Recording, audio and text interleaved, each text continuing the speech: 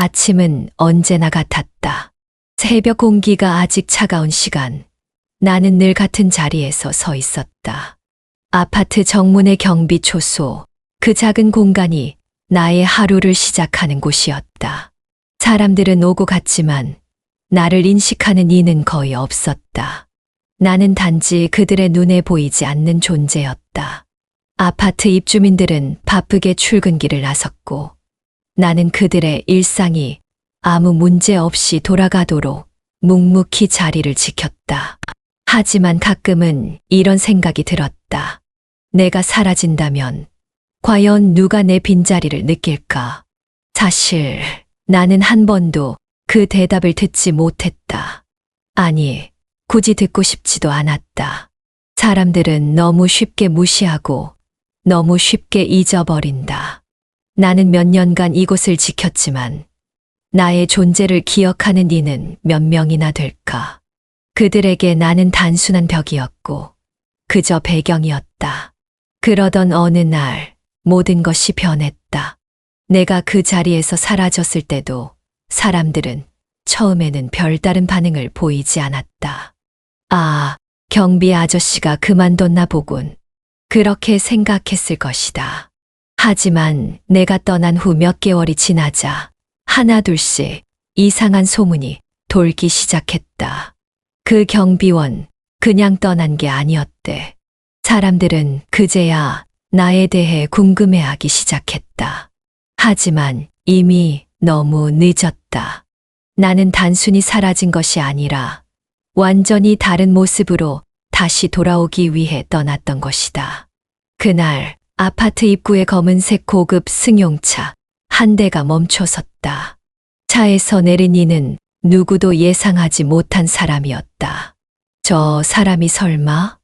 그 순간 주민들의 얼굴이 창백해졌다. 그들이 그토록 무시하고 하대했던 한 남자가 이제는 전혀 다른 모습으로 그들 앞에 서 있었다. 그들의 손에 들려있던 커피잔이 흔들렸고 무심코 문을 열던 손이 멈춰섰다.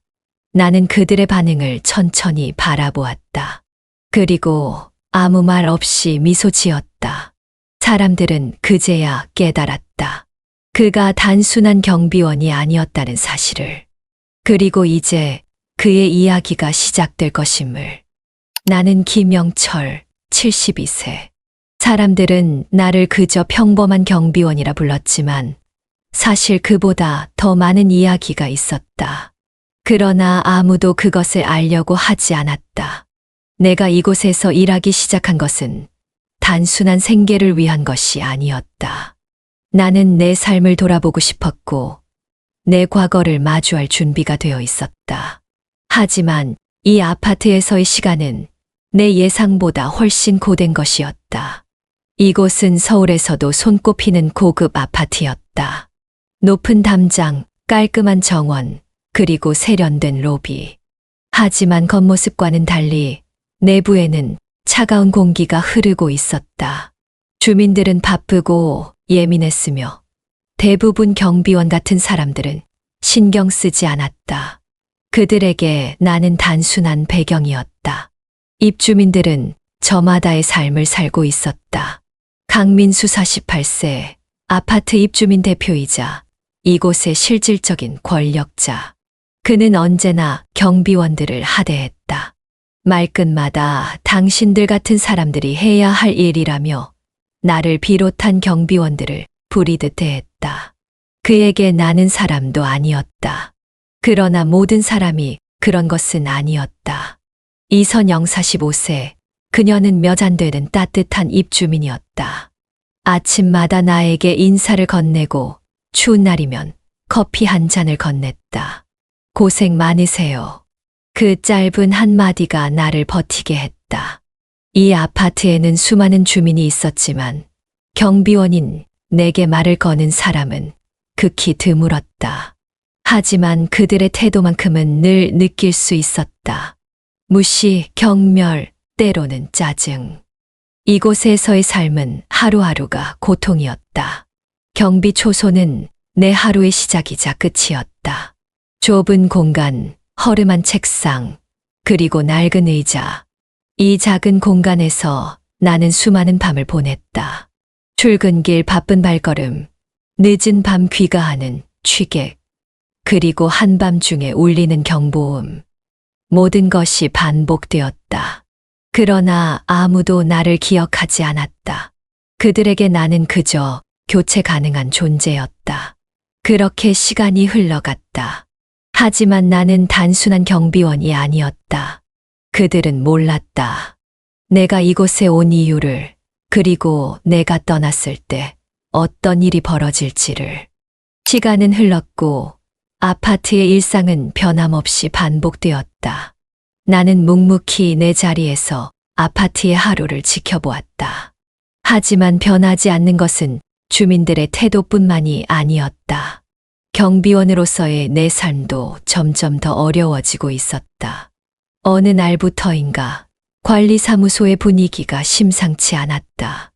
낮에는 분주한 회의가 열렸고 밤에는 소곤거리는 목소리들이 끊이질 않았다. 나를 스쳐 지나가던 관리소 직원들의 표정도 미묘하게 달라졌다. 어떤 변화가 오고 있다는 것만은 분명했다. 그리고 마침내 그 변화가 내 앞에 닥쳐왔다. 경비실 인원을 조정해야 합니다. 그 말이 들려온 순간 내 등 뒤로 차가운 공기가 스쳤다. 불길한 예감이 스며들었다. 조정해야 한다는 말은 곧 누군가 잘린다는 뜻이었다. 나는 내 이름이 불릴 것이라는 걸 직감적으로 알았다. 얼마 지나지 않아 공식적인 통보가 내려왔다. 김영철 경비원의 계약은 갱신되지 않는다. 그렇게 단 한마디로 나는 일자리를 잃었다. 이유는 단순했다. 나이가 많고 동작이 느리며 효율성이 떨어진다는 것. 그 누구도 내 10년을 돌아보지 않았다. 아침마다 이곳을 청소하며 맞이했던 겨울도, 늦은 밤까지 경비 초소에서 지키던 수많은 순간들도 그들에게는 아무 의미가 없었다. 나는 그저 교체할 수 있는 사람이었다. 하지만 정말 화가 났던 것은 주민들의 반응이었다. 누구도 내 해고 소식을 궁금해하지 않았다. 내가 떠난다는 사실을 알면서도 그들은 여전히 아침마다 무심하게 내 앞을 지나쳤다. 몇몇 주민들은 내게 지나가는 말로 이렇게 말했다. 아, 그만두시는군요. 고생 많으셨습니다. 그 말조차도 이례적인 느낌이 강했다. 그들에게 나는 처음부터 없어도 되는 존재였던 것이다.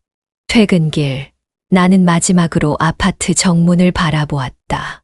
수없이 오갔던 그 문을 이제 다시는 넘을 수 없다는 생각이 들었다. 하지만 내 마음 속에는 무언가가 꿈틀거리고 있었다. 단순히 서운함이나 원망이 아니었다. 그것은 어떤 결심이었다. 나는 이대로 사라지지 않을 것이었다. 내가 이곳에서 견뎌온 시간들을 단순히 지워버릴 수 없었다. 나는 반드시 돌아올 것이다. 하지만 전과는 전혀 다른 모습으로.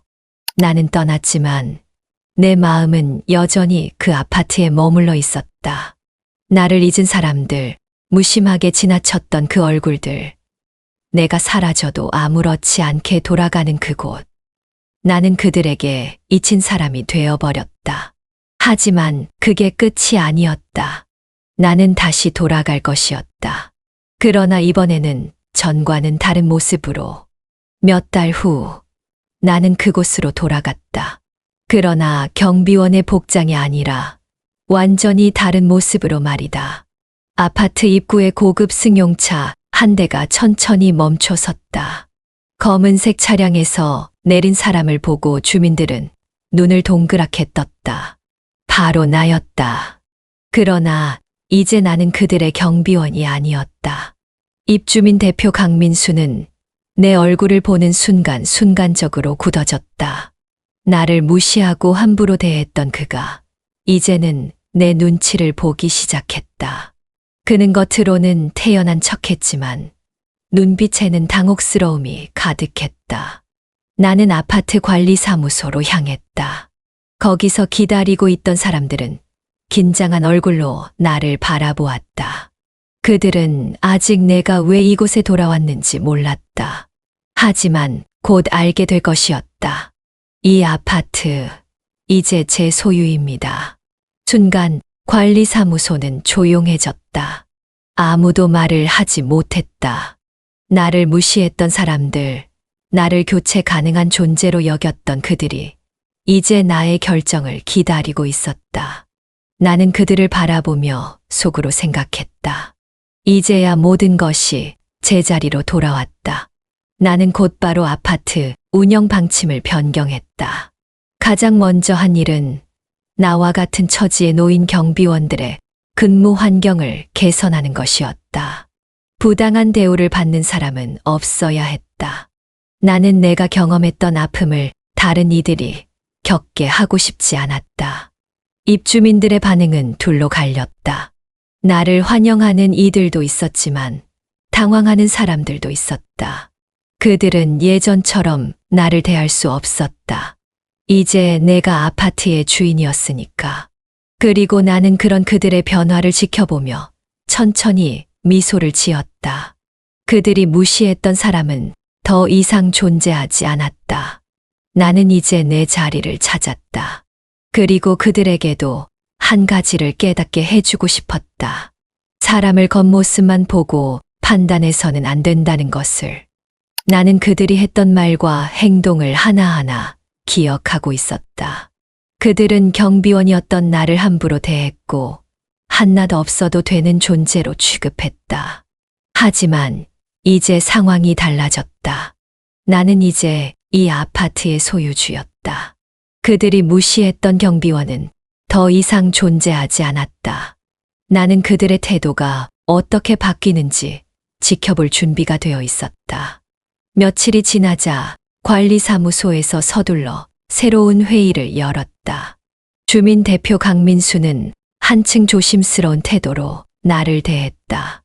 이전에는 날카로운 말투로 내게 지시하던 그가 이제는 나를 김 사장님이라 부르며 예의를 갖추었다.